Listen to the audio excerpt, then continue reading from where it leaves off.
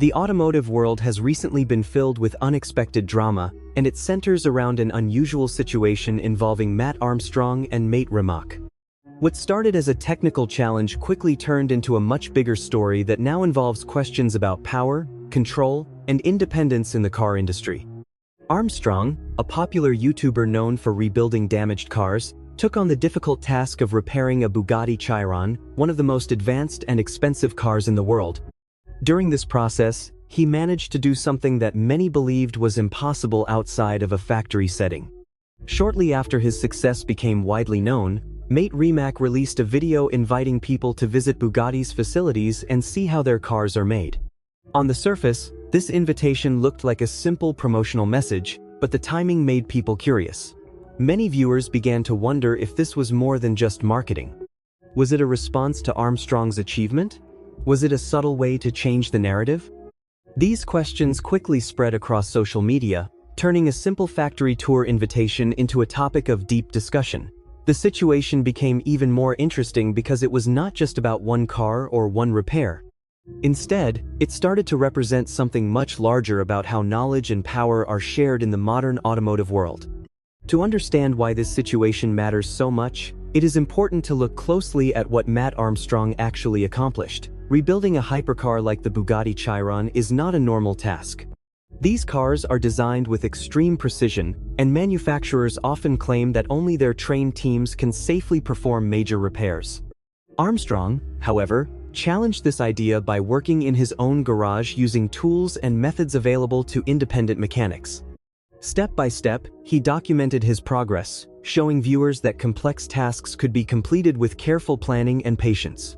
This was not just entertaining content, it was also educational and inspiring. Millions of people watched his videos, and many were surprised by how much could be done outside of official workshops. Armstrong's work suggested that the barrier between professional and independent repair might not be as strong as companies claim. His success also raised important questions. If one person can achieve this level of repair without factory support, then what does that say about the limitations set by manufacturers? Are these limitations truly about safety, or are they about control? These questions made his project more than just a rebuild. It became a symbol of possibility and independence, encouraging people to rethink what is achievable when skill and determination are combined. At the same time, the response from the automotive community added another layer to the story. Enthusiasts, mechanics, and casual viewers all began sharing their opinions online. Many people saw Armstrong's success as a win for the right to repair movement, which argues that individuals should have the freedom to fix and modify their own property. This movement has been growing in recent years, especially as products become more complex and controlled by manufacturers. Armstrong's project seemed to provide real proof that independent repair is not only possible but also effective. As a result, support for him grew quickly. People admired not just his technical skills but also his calm and respectful approach. He did not attack Bugatti or make aggressive statements. Instead, he focused on his work and let the results speak for themselves. This approach made his story even more powerful because it felt genuine. On the other hand, some viewers began to question Bugatti's earlier claims about what could and could not be done outside their facilities. The discussion was no longer limited to car enthusiasts. It spread to a wider audience interested in fairness, access, and transparency. In this way, a single repair project became a global conversation about who controls knowledge and who gets to use it. When mate Rimac released his factory tour invitation, it added a new twist to the situation. In the video, he encouraged people to visit the facility where cars like the Rimac Nevera and the Bugatti Tourbillon are built. He spoke in a friendly and open manner, inviting enthusiasts to see the production process up close. On its own, this type of video is normal for a company that wants to connect with its audience. However, the timing made it stand out. The video appeared soon after Armstrong's achievement gained attention, and this led many viewers to believe that it was not just a coincidence. Some people interpreted it as an indirect response, possibly an attempt to show openness and transparency after being challenged. Others saw it as a strategic move to shift public attention away from the controversy. The comment sections on social media quickly filled with opinions, with many users pointing out the connection between the two events. This reaction shows how aware modern audiences have become. people are no longer passive viewers, they actively analyze and question the messages they receive. In this case, what might have been a simple promotional video turned into a key part of an ongoing narrative. From a business perspective, the situation presents a difficult challenge for Bugatti. The company has built its reputation on exclusivity, precision, and unmatched engineering. When a claim about what is impossible is proven wrong, it can affect how people view the brand. Trust is a very important part of luxury branding, and any doubt can lead to long-term consequences. At the same time, companies must be careful about how they respond. Admitting a mistake directly can be risky, but ignoring the situation can also make it worse. This creates a delicate balance. The factory tour invitation could be seen as an attempt to find a middle ground. It does not directly address the issue, but it suggests openness and a willingness to engage with enthusiasts. This approach allows the company to maintain its image while also responding to the situation in a subtle way. However, whether this strategy is effective depends on how the audience interprets it. In today's digital world, people often look beyond the surface and try to understand the intentions behind actions. This means that even small details, such as timing, can have a big impact on public perception. For Mat Armstrong, the situation looks very different. His position is strong, and he has little reason to change his approach. His project is progressing successfully, and his audience continues to grow. Each update he shares reinforces his credibility and keeps viewers engaged. Accepting any form of involvement from Bugatti could change how people see his work. It might create the impression that he needs support from the very company he has been challenging. This could weaken the independent image that has made his story so compelling. By continuing on his current path, Armstrong keeps full control of his narrative. He remains the underdog who is proving what is possible through skill and effort. This is a powerful position, especially in a world where many people admire independence and creativity. His calm and respectful communication style also helps him maintain a positive image. Instead of creating conflict, he focuses on progress, which makes his achievements even more impressive. This careful balance of confidence and humility has played a big role in his success.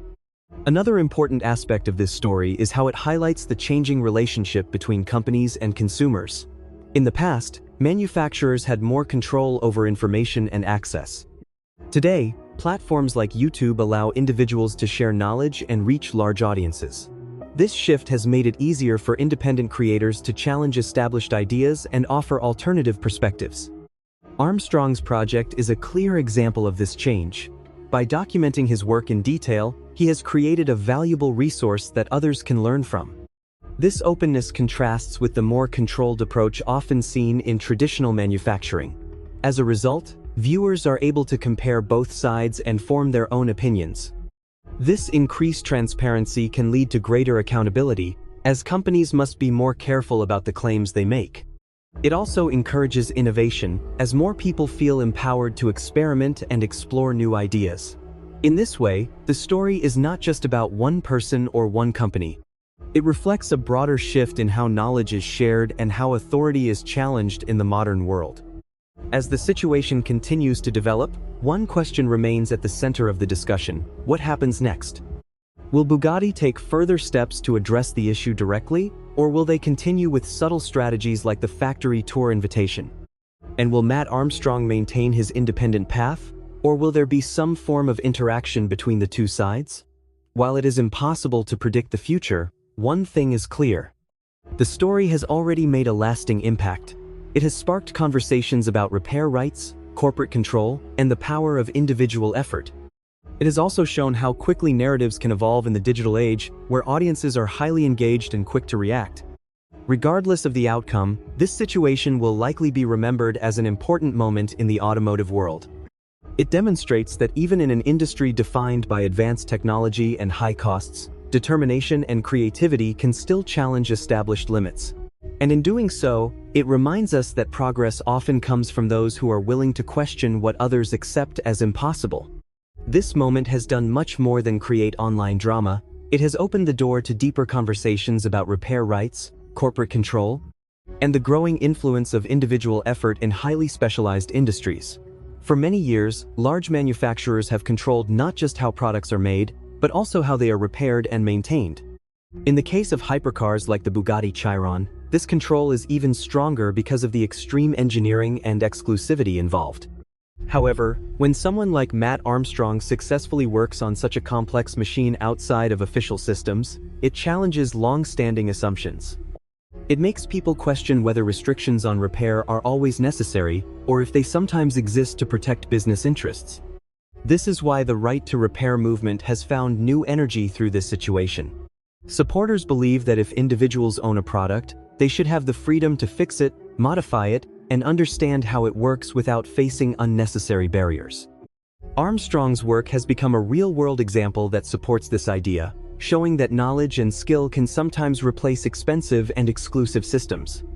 At the same time, companies like Bugatti, now led by Mat Armstrong, must think carefully about how they respond.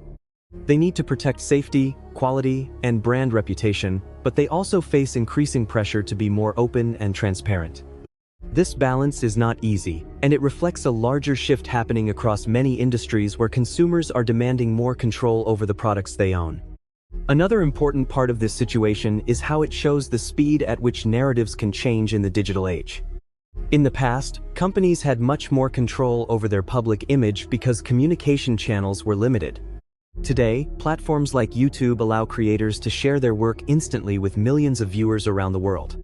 When Armstrong uploaded his progress, people were able to see every step, form their own opinions, and share those opinions with others. This created a powerful feedback loop where the story kept growing and evolving. When Mat Armstrong released his factory tour invitation, the reaction was immediate. Instead of simply accepting the video as a normal promotion, viewers analyzed its timing, tone, and possible meaning. This shows how audiences have become more active and aware. They do not just watch content, they interpret it, question it, and connect it to larger trends. As a result, companies must be more careful than ever, because even a small action can be seen in many different ways. The situation also highlights how quickly public opinion can form and spread.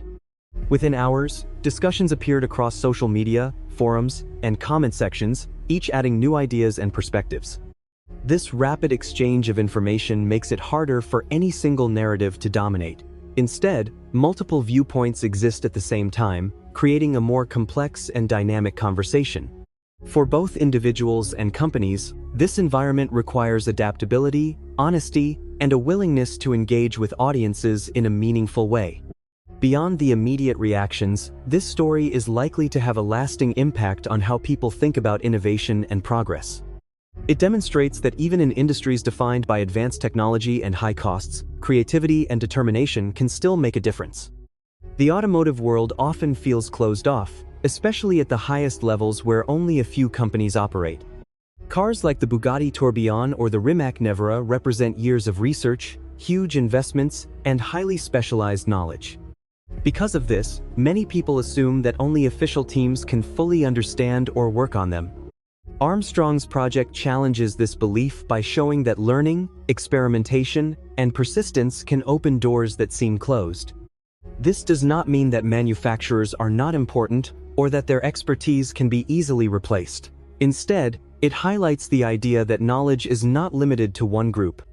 With enough effort, individuals can reach levels that were once thought to be out of reach. This is an encouraging message, especially for younger audiences who may feel inspired to explore engineering, mechanics, or creative problem solving. It suggests that innovation does not always come from large organizations. Sometimes it comes from individuals who are willing to try something new and take risks. At a deeper level, the situation also reminds us that progress often begins with questioning established ideas. Throughout history, many important advancements have come from people who challenged what others believed to be impossible. In this case, the claim that certain repairs could only be done in specialized facilities was accepted by many without question. When Armstrong decided to test that claim, he was not just fixing a car, he was testing a belief. His success shows that assumptions, even those made by experts, are not always absolute. This does not mean that all expert opinions are wrong, but it does highlight the importance of curiosity and critical thinking. By asking why not, instead of accepting it cannot be done, individuals can push boundaries and discover new possibilities. This mindset is essential for growth in any field, whether it is technology, science, or everyday problem solving. It encourages people to look beyond limitations and explore what might be possible with the right approach. In the end, this story is not just about a car or a company. It is about the power of human effort, the importance of questioning assumptions, and the role of open knowledge in driving progress. These are ideas that extend far beyond the automotive world, making this moment significant in a much broader context.